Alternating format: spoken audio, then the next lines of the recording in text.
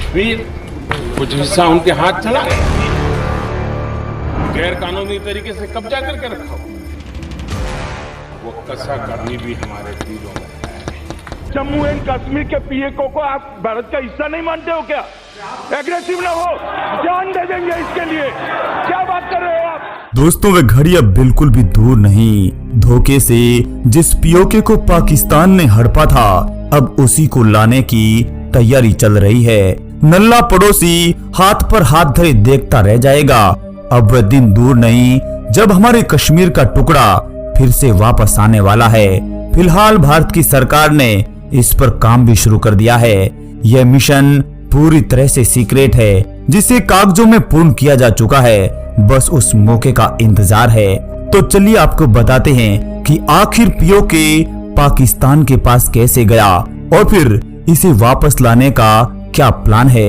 कश्मीर का मुद्दा भारत और पाकिस्तान के बीच हमेशा से ही चर्चा में रहा है, लेकिन कश्मीर में धारा 370 हटते ही पीओके पर राजनीति गर्मा गई है। पाक अधिकृत कश्मीर मूल कश्मीर का वह भाग है जिस पर पाकिस्तान ने 1947 में हमला कर उस पर अवैध कब्जा कर लिया था।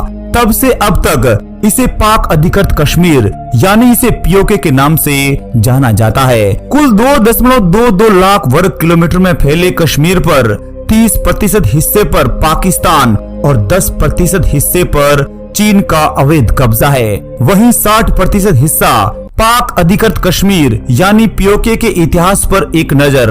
15 अगस्त 1947 की वो तारीख आजादी का जश्न मना ही रहे थे, मगर नल्ले पड़ोसी को यह बिल्कुल भी रास नहीं आया था। दूसरी तरफ अंग्रेजों ने भी जाते जाते भारत के साथ धोखा कर दिया। जैसे ही भारत आजाद हुआ तो फिर अंग्रेजों ने भारतीय रियासतों से अपना दावा छोड़ दिया था। अब उन रियासतों को भारत में रहने या पाकिस्तान में जाने की छूट थी। इसी तरह का विकल्प अंग्रेजों ने दिया था ताकि भारत आजाद होने के बाद भी लंबे समय तक जलता रहे। जम्मू कश्मीर के राजा हरि सिंह ने भारत और पाकिस्तान इन दोनों में से किसी को नहीं चुना था और यह तय किया कि जम्मू कश्मीर को एक अलग देश बनाया जाएगा। मगर जम्मू कश्मीर सदियों पहले भारत का हिस्सा था और उस दौर में भी हर तरह से भारत के करीब ही था। मगर एक हमले ने जम्मू कश्मीर को तोड़कर रख दिया था। तो चलिए जानते हैं आखिर जम्मू कश्मीर में हमला क्यों हुआ था और पीओके कैसे बना था। यह बात उन दिनों की है जब भारत आजाद हुआ ही था। सन 1947 पुंछ में महाराजा हरि सिंह के खिलाफ विद्रोह शुरू हो गया था। इस विद्रोह का कारण था हरि सिंह द्वारा किसानों पर दंडात्मक कर लगाना। पाकिस्तान ने इस मौके का फायदा उठाना चाहा और फिर 21 अक्टूबर 1947 को उत्तरी पश्चिमी सीमा प्रांत के कई हजार पश्तून आदिवासियों को पाकिस्तान की कबायली सेना का समर्थन हासिल था, जिन्होंने महाराजा के खिलाफ विद्रोह कर दिया था। महाराजा हरि सिंह की सेना ने इस आक्रमण को रोकने का प्रयास किया, लेकिन पाकिस्तान समर्थित लोग आधुनिक हथियारों से लैस थे और फिर 24 अक्टूबर 1947 को पूरे पुंछ इलाके पर उन्होंने अपना अधिकार कर लिया था। आक्रमणकारियों ने मुजफ्फराबाद और बारामूला पर भी अपना अधिकार कर लिया था और राज्य की राजधानी श्रीनगर से उत्तर पश्चिम में 20 मील दूर तक पहुंच गए थे। उन्होंने यहाँ दुकानों को लूटना शुरू कर दिया था। महिलाओं और बच्चियों के साथ बलात्कार किए गए।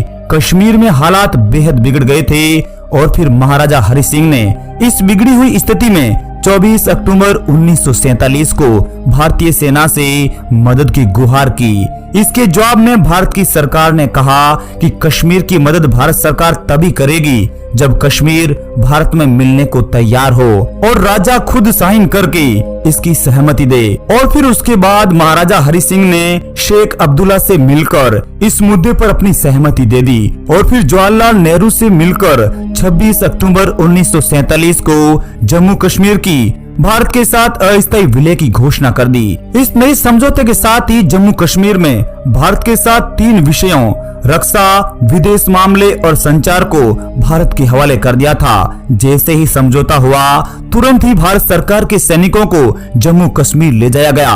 भारत की एक बड़ी पलटन जम्मू कश्मीर में फैल गई थी।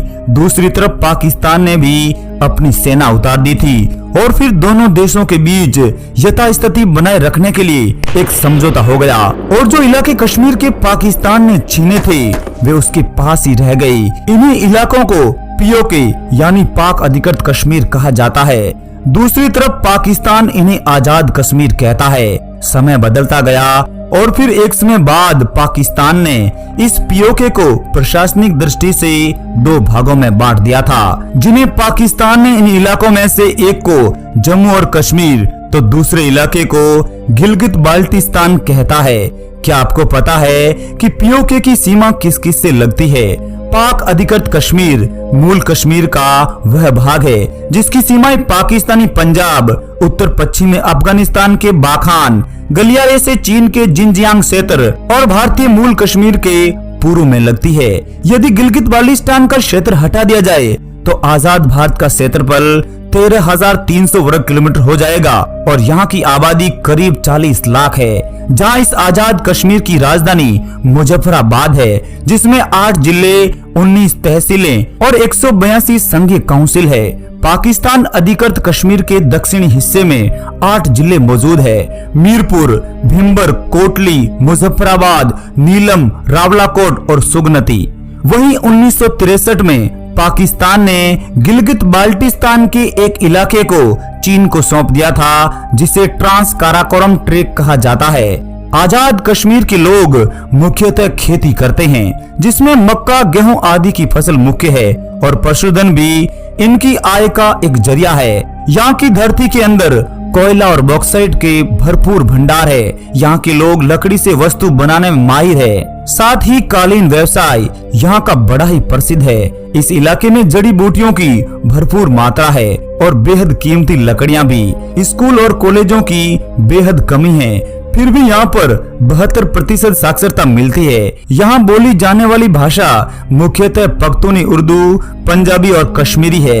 यहाँ तक कि पीओके के पास खुद का सुप्रीम कोर्ट और हाई कोर्ट भी है। भारत की वर्तमान सरकार पीओके को वापस प्राप्त करने का भरसक प्रयास कर रहा है। यहाँ तक कि यूएनओ का भी सपोर्ट मिल रहा है। अब कठोर निर्णय की बारी है।